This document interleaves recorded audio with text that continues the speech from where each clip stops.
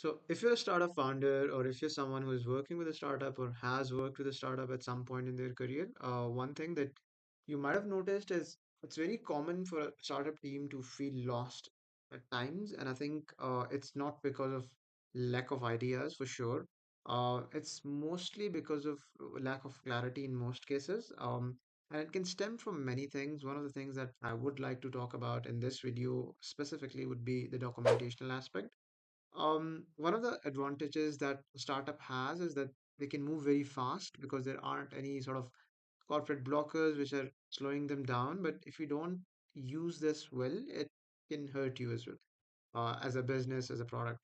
And the other thing that I would like to mention before I mention the documentational aspect is a lot of times founders are so confident in them knowing their product so well, or knowing their customer or their pain points so well, that they kind of don't see the point of thorough documentation the way it should be.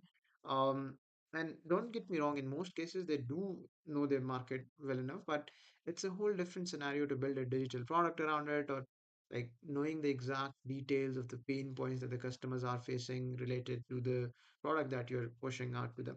So, yeah, one of the most fundamental documents that we use in a product environment is a PRD, which is a product requirement document.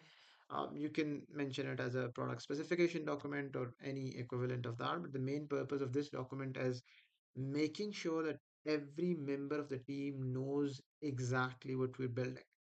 You don't have to write long and long pages of every feature, every small integration that you're building into your product, but it's a good idea to have some sort of PRD structure in your team. And there are certain fundamentals or certain topics, aspects that you need to cover in your PRD. I've prepared a small playbook on this as well, and if you guys are interested, I can share it with you as well.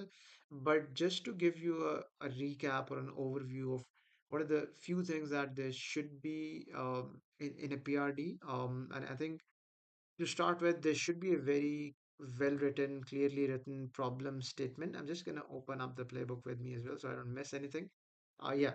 And the second thing would be to mention the goals and matrices and also the non goals part as well. So, what this section allows you to do is that as a team, you're very clear in terms of what you're trying to achieve from this.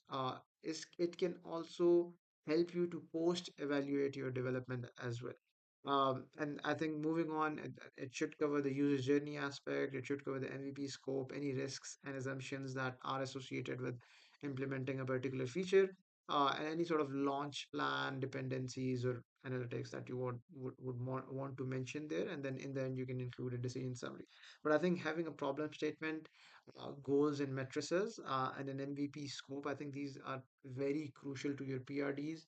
And I think this can just take you a couple of hours for a sprint or for a feature maybe, and it can save you a lot of time afterwards. I've so often find that teams who are avoiding these sort of basic fundamentals, they're then kind of catching up to all of the chaos that comes afterwards for a lot of time.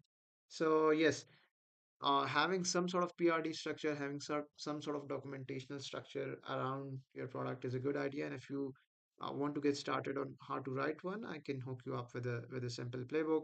If you guys have any questions or if you want to discuss it further, feel free to reach out as always. Thank you.